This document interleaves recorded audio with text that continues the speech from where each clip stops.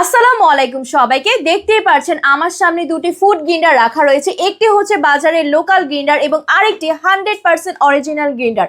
তাহলে কিভাবে বুঝবো আমরা কোনটা লোকাল এবং কোনটা 100% অরিজিনাল গ্রিন্ডার? লোকালটাই কিন্তু সাইজে অনেকটাই ছোট, মাত্র 8 ইঞ্চি, আর অরিজিনালের সাইজটা হচ্ছে 9 ইঞ্চি। তাহলে বুঝতেই পারছেন সাইজের কতটা পার্থক্য রয়েছে। তাছাড়াও অরিজিনাল ফুড গ্রিন্ডারের বডিটা গ্লোসি ফিনিশিং এর মধ্যে থাকছে এবং নিচে আপনারা দেখতে পারবেন ক্রাফট করে ডিজাইন করা। তাছাড়াও আপনারা দেখবেন খুবই চমৎকার ভাবে গ্লেজ দিচ্ছে।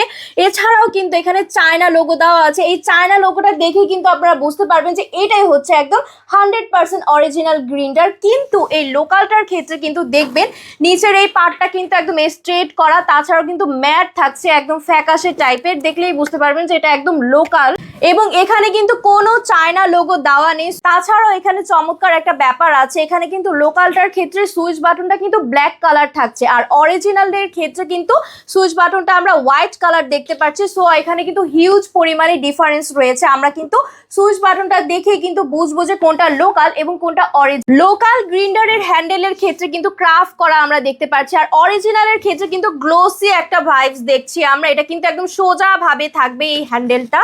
এবার আসি মূল বিষয়। লোকাল গ্রিন্ডারে ভেজা মশলা গুঁড়া করার সময় কিন্তু পানি লিক হয়ে মোটর জ্বলে যাবে, কিন্তু এই 100% অরিজিনাল গ্রিন্ডারে কিন্তু মোটর জ্বলে যাওয়ার কোনো ধরনের চান্সেস নেই।